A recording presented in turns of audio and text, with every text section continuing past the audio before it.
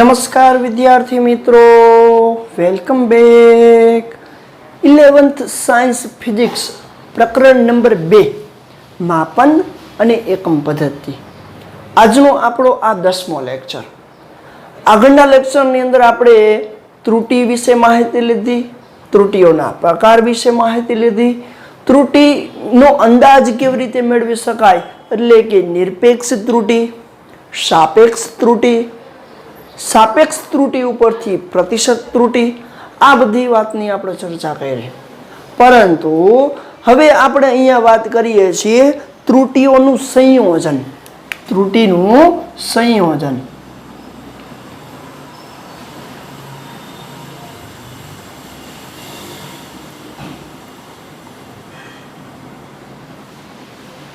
ત્રુટિઓનું સંયોજન એટલે શું?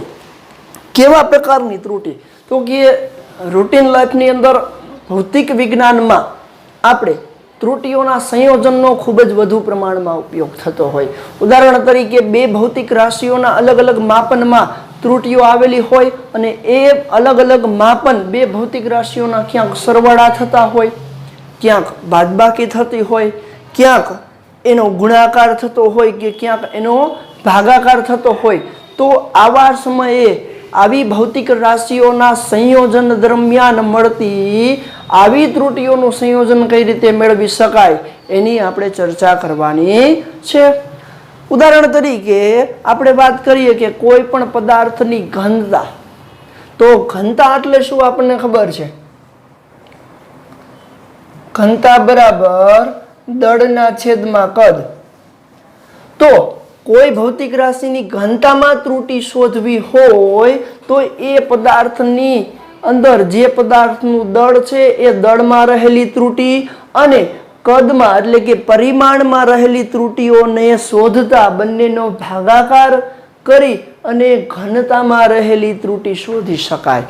એટલે કે આવા અલગ અલગ ભૌતિક રાશિઓના સંયોજનમાં રહેલી ત્રુટિઓનો કઈ રીતે અંદાજ મેળવી શકાય એવા પ્રકારની ત્રુટિઓનો અંદાજ આપણે મેળવવાનો છે.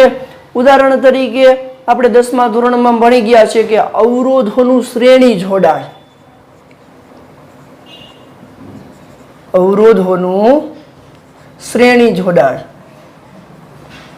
તો બે કે બે કરતા વધારે અવરોધો શ્રેણીમાં જોડેલા હોય ત્યારે આપણે એનો સમતુલ્ય અવરોધનું સમીકરણ, ઉદાહરણ તરીકે બે અવરોધોને શ્રેણીમાં જોડેલા છે તો R બરાબર R1 પ્લસ R2, જ્યાં R ને ઇંગ્લિશમાં રેઝિસ્ટન્સ કહીએ છીએ એટલા માટે એની સંજ્ઞાને R વડે દર્શાવીએ. બે અલગ અલગ અવરોધને શ્રેણીમાં જોડેલા હોય ત્યારે એ અવરોધનું સમતુલ્ય મૂલ્ય બંનેના સરવાળા જેટલું થાય. પરંતુ બંને અવરોધના આ મૂલ્યમાં કંઈક ત્રુટિ રહેલી હોય તો એ દરમિયાન આવા સરવાળાના સંયોજનમાં ત્રુટિઓનો કેવી રીતે મેળવી શકાય છે એની ચર્ચા અહીંયા આપણે કરવાની છે. એટલે કે જ્યારે બે કે બે કરતા વધારે ભૌતિક રાશિઓનું સરવાળા, બાદબાકી એટલે કે તફાવત સ્વરૂપે કે ગુણાકાર કે ભાગાકાર કે પછી અમુક એવી ભૌતિક રાશિઓ છે કે જેના ઘાત કે ઘાતાંકની અંદર પણ ત્રુટિઓ જોવા મળતી હોય એના મૂલ્યમાં, ત્યારે આપણે કેવા પ્રકારના સૂત્રોનો ઉપયોગ કરી અને ભૌતિક રાશિઓનું ત્રુટિનું સંયોજન મેળવી શકાય તેની આપણે અહીંયા ચર્ચા કરશું. તો સૌપ્રથમ આપણે વાત કરીએ ભૌતિક રાશિઓના આવા પ્રકારની ત્રુટિના સંયોજનમાં સરવાળા તથા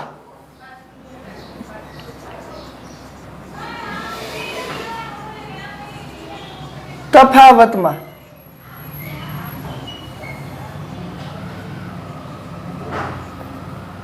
સરવાળા તથા તફાવત. તફાવત એટલે કે બાદબાકીમાં ત્રુટિ. તો આપણે ધારી લઈએ છીએ, ધારો કે બે ભૌતિક રાશિઓ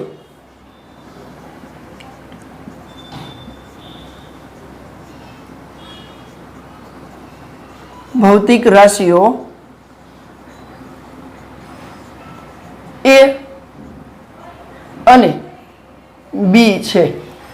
આ ભૌતિક રાશિઓના મૂલ્યો મેળવતા એની સાપેક્ષ ત્રુટિ, એની નિરપેક્ષ ત્રુટિ, પ્રતિશત ત્રુટિ, આ બધા વિશે માહિતી આપણે લઈ લીધી છે.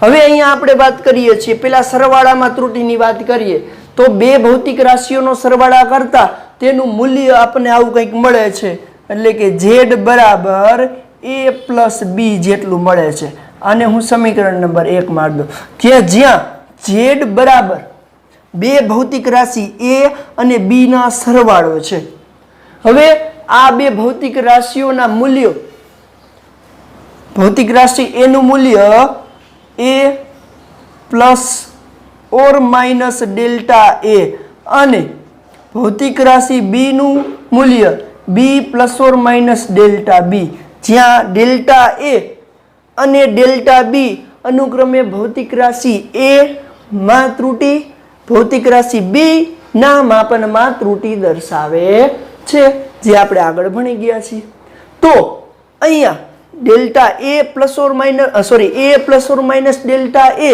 એ ભૌતિક રાશિ a નું માપન દર્શાવે છે b plus or minus delta b એ અનુક્રમે ભૌતિક રાશિ a અને b નું માપન દર્શાવે છે જ્યાં ડેલ્ટા a અને ડેલ્ટા b શું છે ત્રુટીઓ છે તો હવે આ બે પ્રકારની ત્રુટીઓના આપણે શું કરવા છે સંયોજન જોઈશે તો એની પરિણામી ભૌતિક રાશિ z માં ત્રુટી કેટલી થશે તો કે z માં ત્રુટી z plus or minus delta z એટલે કે પરિણામી ત્રુટી કંઈક આપણને આવી મળે આથી બંનેનો સરવાળો કરતા ચાલો બંનેનો સરવાળો કરો તો શું થશે z plus or minus delta z બરાબર a plus or minus delta a plus b plus or minus delta b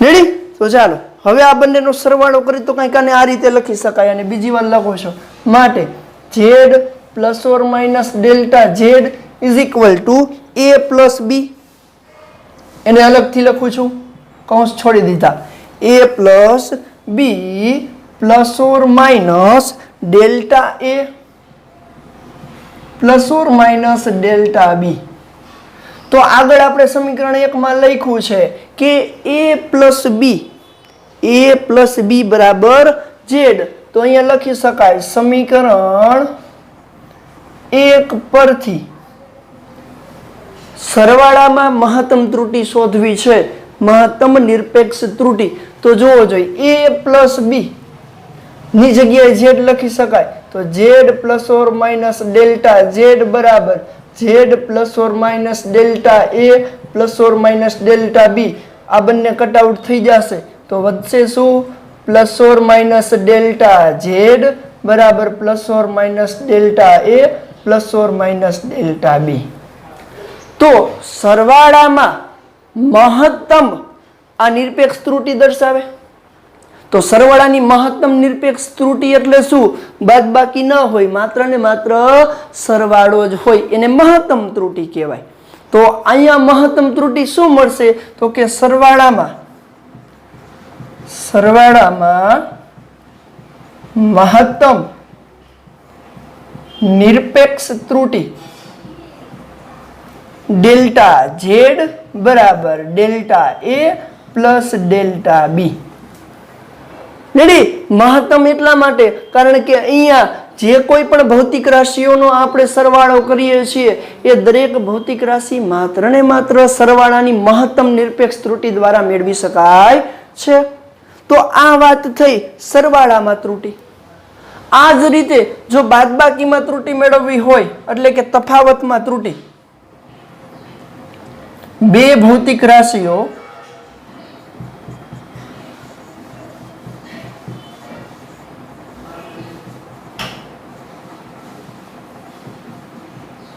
તફાવતમાં ત્રુટી અથવા તો બાદબાકીમાં ત્રુટી તો અહીંયા આપણે જે ભૌતિક રાશિઓ લીધેલી છે એ બે જ ભૌતિક રાશિઓની આપણે વાત કરીએ જો ભૌતિક રાશિ a અને b છે તો આ બંને ભૌતિક રાશિઓનો હવે તફાવત લેવાનો છે. જો સરવાળો કર્યો હતો ત્યારે આપણને z બરાબર a પ્લસ b મળ્યું. તો નવી ભૌતિક રાશિ જે મળશે એ અહીંયા તફાવત સ્વરૂપે લખવાની છે. તો અહીંયા લખીએ કે આ બંને ભૌતિક રાશિઓનો તફાવત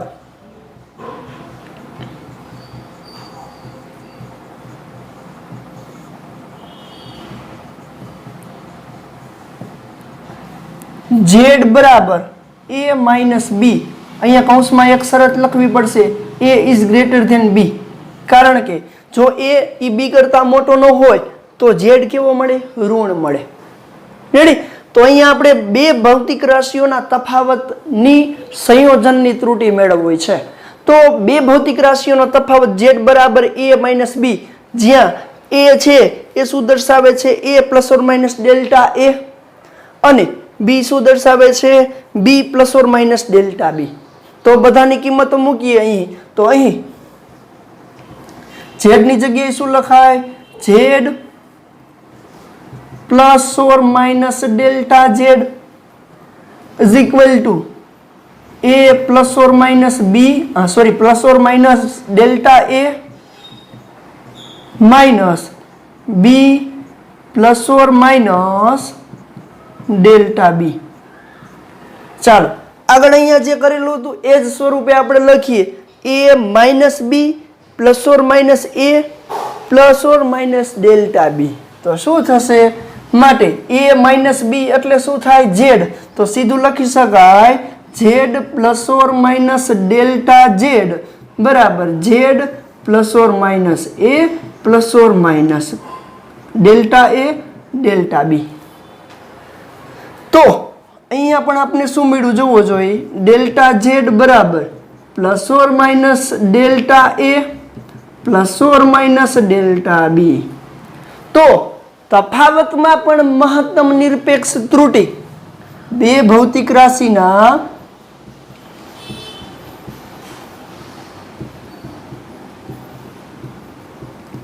તફાવતમાં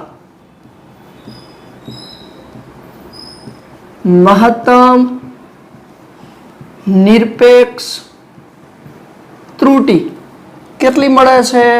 ડેલ્ટા z બરાબર delta a plus delta b. એટલે કે નિરપેક્ષ ત્રુટિઓના સરવાળા જેટલું મળે છે. તો આ બંને ભૌતિક રાશિઓ કે કોઈ પણ ભૌતિક રાશિઓના સરવાળા કરવામાં આવે છે કે બાદબાકી કરવામાં આવે ત્યારે એની પરિણામી જે નિરપેક્ષ ત્રુટિ મળે છે એ કેટલી મળે છે? તો કે દરેક ભૌતિક રાશિના નિરપેક્ષ ત્રુટિના સરવાળા જેટલી મળે છે. ચાલો વિદ્યાર્થી મિત્રો, પહેલા આ મેથેમેટિકલ સ્ટેપ લખી નાખો.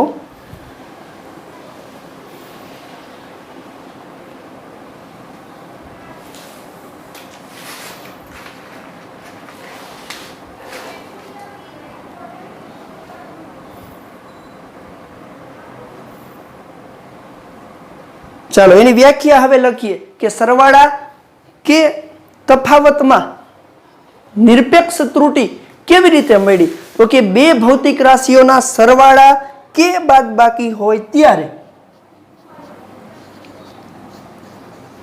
બે ભૌતિક રાશિઓના સરવાળા કે બાદબાકી હોય ત્યારે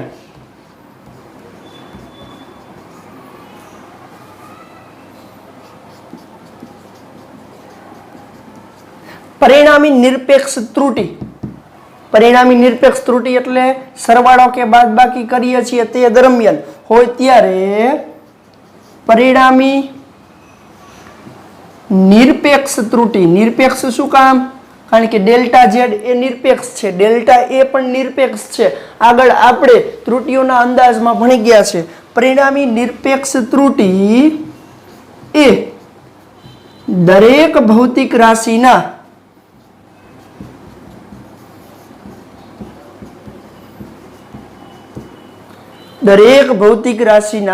નિરપેક્ષ ત્રુટિના સરવાળા જેટલી હોય છે. નિરપેક્ષ ત્રુટિના સરવાળા જેટલી હોય છે। એટલે કે સરવાળો કરો કે બાદબાકી કરો, એટલે કે સરવાળા કે તફાવતમાં ભૌતિક રાશિઓની નિરપેક્ષ ત્રુટીઓનો સરવાળો એ મહત્તમ નિરપેક્ષ ત્રુટી આપે છે।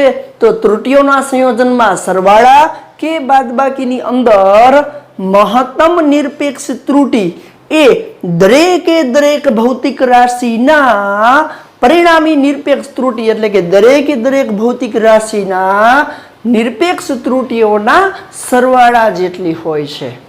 એટલે કે પછી કોઈ પણ ભૌતિક રાશિના સરવાળા હોય કે બાદબાકી હોય, પરંતુ એની નિરપેક્ષ ત્રુટી કેવી મળે છે? દરેકે દરેક ભૌતિક રાશિના સરવાળા જેટલી મળે છે। ચાલો, ત્રુટીઓના સંયોજનમાં સરવાળા અને તફાવતમાં ત્રુટી પછી હવે આપણે જોઈએ ત્રુટીઓના સંયોજનમાં ગુણાકાર અને ભાગાકારમાં ત્રુટી।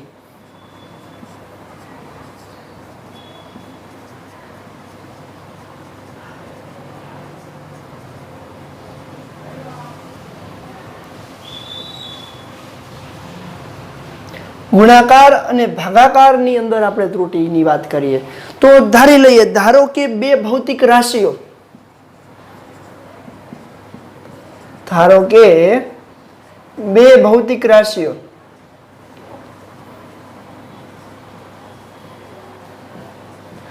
A અને B નો ગુણાકાર Z છે, એટલે કે એક નવી ભૌતિક રાશિ મળે છે। માટે Z બરાબર A ઇન્ટુ B, જ્યાં Z is equal two Z ની જગ્યાએ શું લખાય? તો કે Z plus or minus delta Z, A ની જગ્યાએ A plus or minus delta A અને B plus or minus delta B। તો હવે આ દરેકે દરેક ભૌતિક રાશિઓનો આપણે ગુણાકાર કરવો છે, માટે Z બંને ભૌતિક રાશિઓનો ગુણાકાર કરતા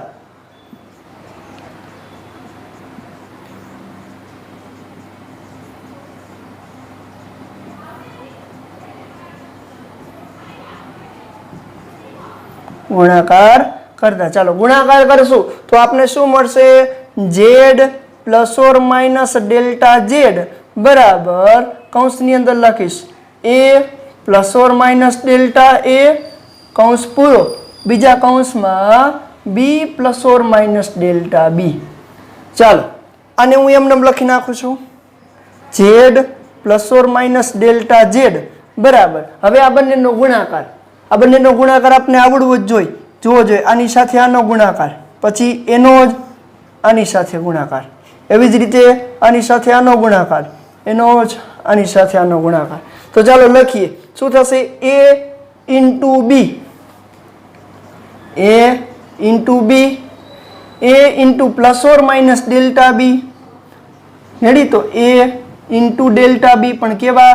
પ્લસ ઓર માઇનસ, હવે આની સાથે આનો તો plus or minus delta A into B, પછી આના સાથે આનો plus or minus delta A into delta B। એકદમ સરળ છે। ચાલો હવે આ જે સમીકરણ મળ્યું એમાં સમીકરણની ડાબી બાજુએ Z વડે ભાગીએ અને સમીકરણની જમણી બાજુએ AB વડે ભાગવાના છે આપણે। તો અહીંયા લખું છું, સમીકરણમાં ડાબી બાજુ એટલે આ Z વડે તથા જમણી બાજુ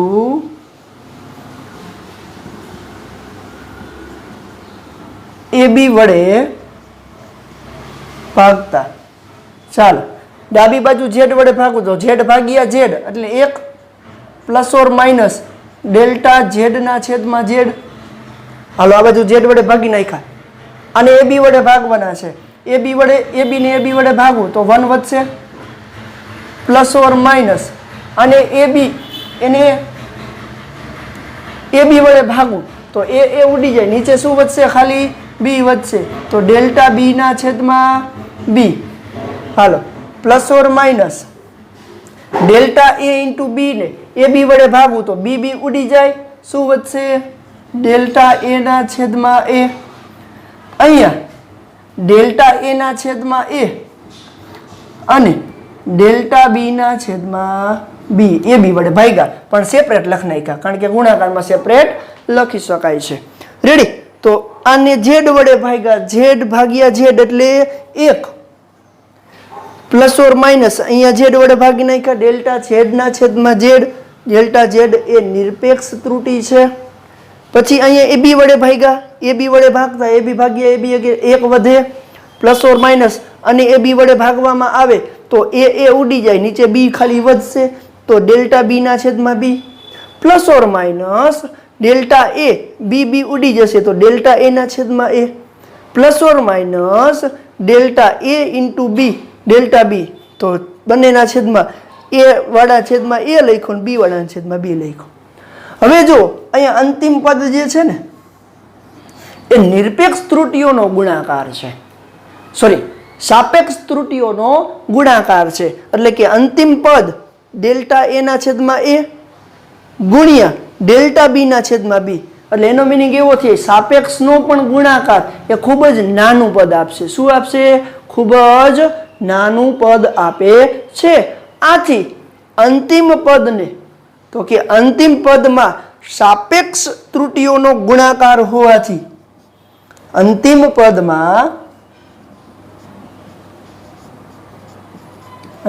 પદમાં સાપેક્ષ ત્રુટિઓનો ગુણાકાર હોવાથી તેનું મૂલ્ય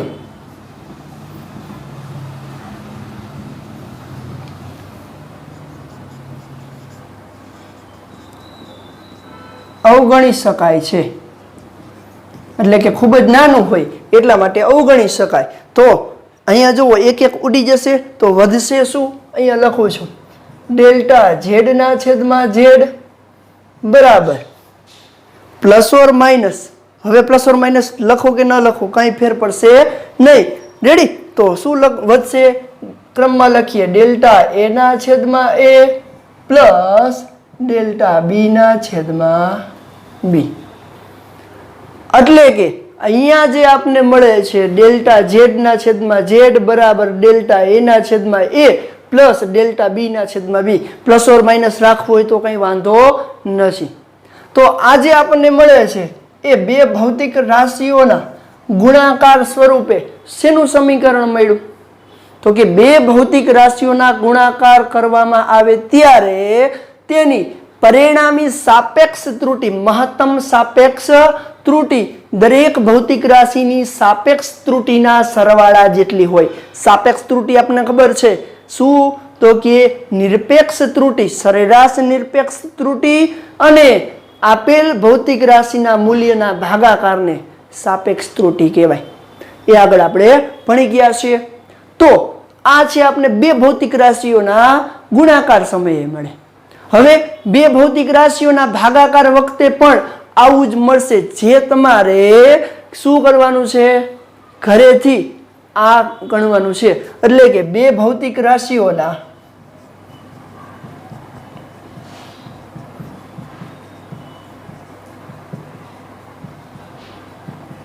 ભાગાકારમાં ત્રુટિ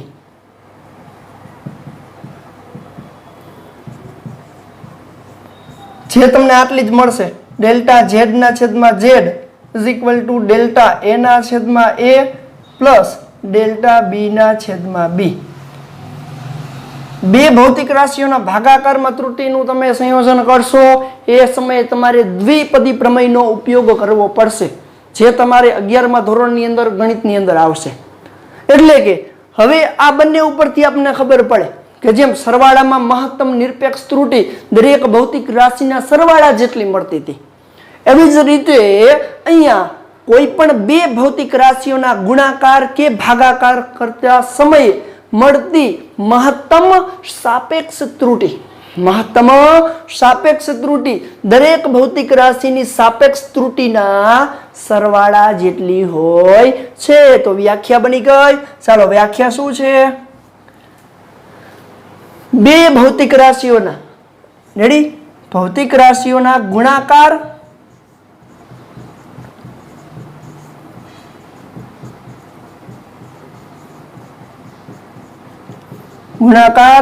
કે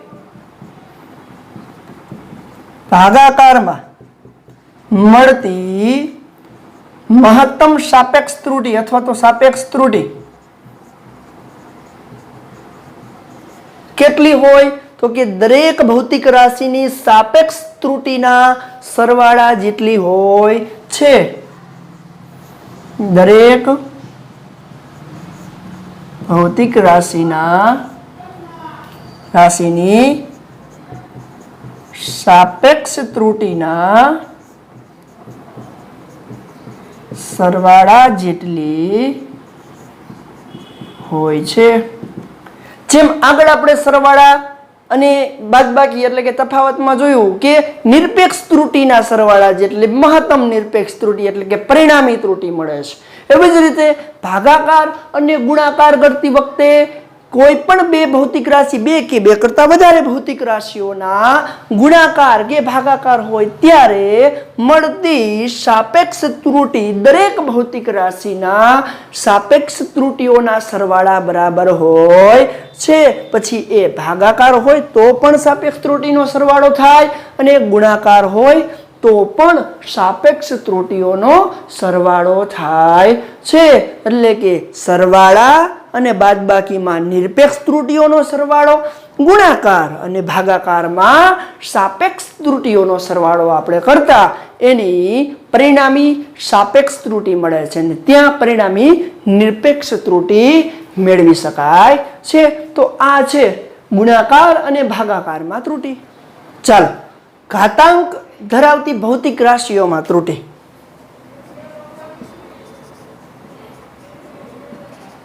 ઘાતાંક ધરાવતી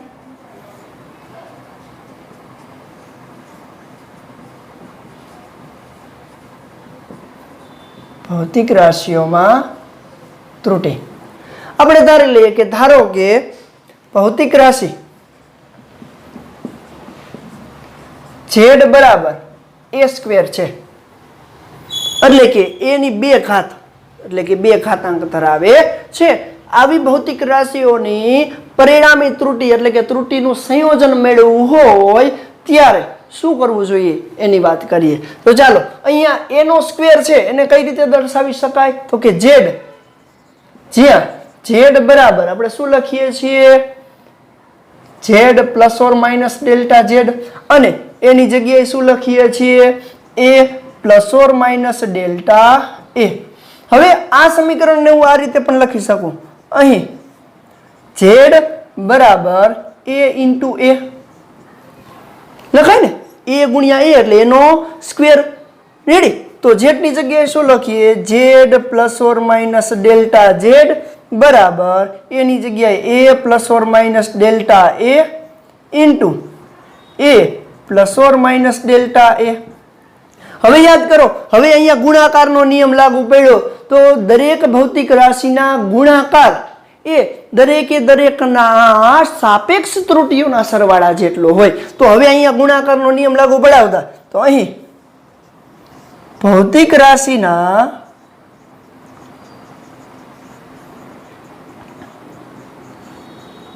ગુણાકારમાં ત્રુટિ લાગુ પાડતા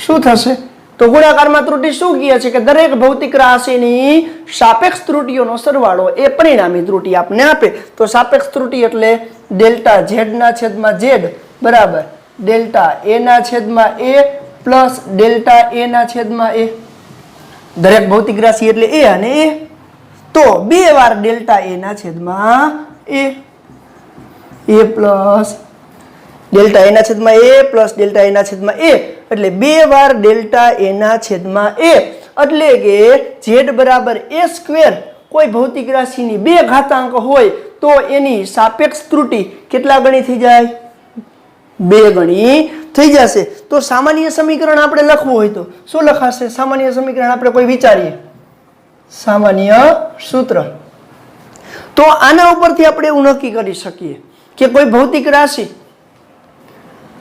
z બરાબર a ની a ઘાત b ની b ઘાત અને છેદમાં c ની c ઘાત હોય, a ઘાત બરાબર 5 લ્યો, b ઘાત બરાબર 8 લ્યો, c ઘાત બરાબર 3 લ્યો, તો આવી કોઈ પણ ભૌતિક રાશિ આપેલી હોય તો એની પરિણામી નિરપેક્ષ ત્રુટિ સાપેક્ષ ત્રુટિ કેટલી મળે છે? ડેલ્ટા z ના છેદમાં z a ગણી થઈ જાય એટલે a ઘાત આગળ આવે, a ગુણ્યા ડેલ્ટા a ના છેદમાં a પ્લસ b આગળ આવે. કેમ? અહીંયા કારણ કે b આગળ આવ્યા તો ડેલ્ટા a ના છેદમાં a લખ્યું હતું, રેડી? b આગળ આવે, ડેલ્ટા b ના છેદમાં b ઇન્ટુ કરી નાખો તો ચાલશે, પ્લસ c આગળ આવે, ડેલ્ટા c ના છેદમાં c. હવે તમને પ્રશ્ન એવો થાય કે ભાગાકારમાં હોય ત્યારે પણ એવું, તો કે આગળ ભાગાકારનો પણ નિયમ ભણી ગયા, દરેક ભૌતિક રાશિની સાપેક્ષ મૂલ્યના સરવાળા જેટલું જ થાય. તો અહીંયા બે નિયમો એક સાથે લાગુ પડ્યા, ગુણાકાર ભાગાકારનો અને એ ઘાતાંક વાળો નિયમ. તો આ સામાન્ય સૂત્ર છે. જ્યારે કોઈ પણ રકમની અંદર આપણને આવા પ્રકારની રકમ આપી હોય ત્યારે આપણે એની સાપેક્ષ ત્રુટિ શોધવી હોય તો એની ઘાત આગળ આવે એટલે કે એટલા ગણા થઈ જાય અને એનું સાપેક્ષ મૂલ્ય, સાપેક્ષ ત્રુટિ આપણે લખવાની થાય. તો આપણે એની વ્યાખ્યા સ્વરૂપે લખવું હોય તો શું લખી શકાય? તો કે ઘાતાંક. હવે જો કોઈ એક ઘાતાંક લઈ લીધી, રેડી? તો અહીંયા આપણે વિચારીએ કે ઘાતાંક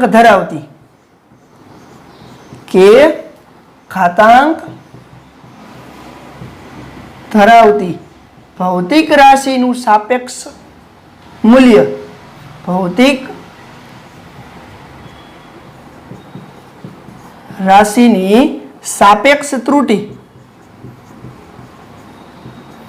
કેટલી મળે છે? જો કે ઘાતાંક ધરાવતી હોય તો સાપેક્ષ ત્રુટિ કે ગણી મળે છે, એટલે કે ગણી હોય છે. 5 ઘાતાંક ધરાવતી હોય તો 5 ગણી સાપેક્ષ ત્રુટિ મળે, 10 ઘાતાંક ધરાવતી હોય તો 10 ગણી મળે, એટલે કે ઘાતાંક ધરાવતી ભૌતિક રાશિની સાપેક્ષ ત્રુટિ કે ગણી હોય છે. તો આ છે ઘાતાંક ધરાવતી ભૌતિક રાશિઓમાં ત્રુટિ. તો આગળ આપણે સરવાળા બાદબાકીમાં ત્રુટિ જોઈ, ગુણાકાર ભાગાકારમાં ત્રુટિ જોઈ અને અત્યારે આપણે જોયું ઘાતાંક ધરાવતી ભૌતિક રાશિમાં ત્રુટિ.